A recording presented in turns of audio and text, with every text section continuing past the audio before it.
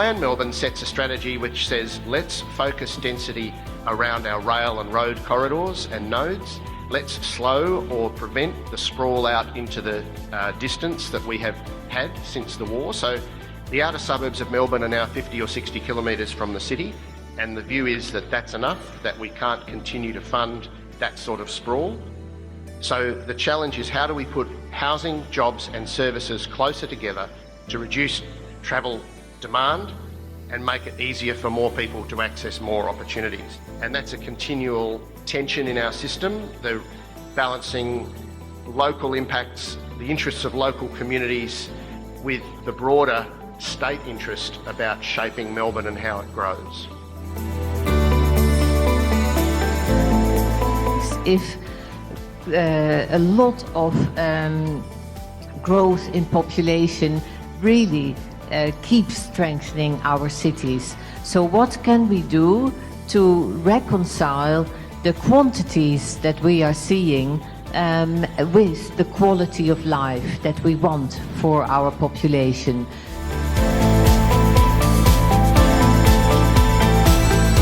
We understand these are people in Kementerian Wilayah, in DBKL City Hall, developers, architects, as well as town planners here.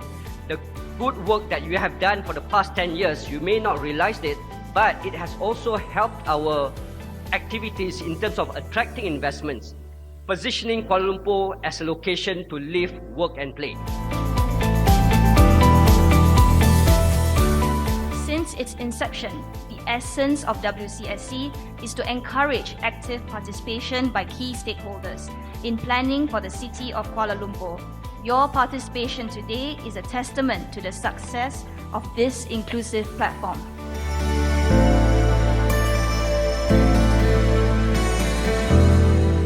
For the past 11 years, the organizers have continued their efforts to educate and shift public mindsets and perceptions on the benefits and challenges faced in becoming a world-class, sustainable and livable city. About 81 to 82% of the resident population, which comprises Singaporeans and permanent residents, actually live in public housing. So this is something that is quite unique worldwide, that such a large population actually live in public housing. But one very important aspect of planning is, in fact, accessibility or transportation. So when we do plan our towns, we work very closely with the LTA or Land Transport Authority to make sure there's public transport, there's rail lines that go into the towns.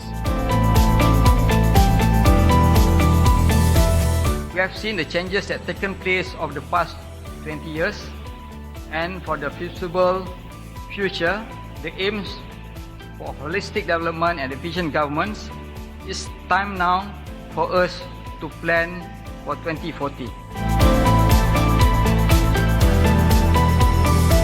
What we learned from that is, as soon as you engage people tackling a problem, half of the problem is already solved. And we figured out through those measurements that there wasn't actually a problem, but the people felt they had a problem.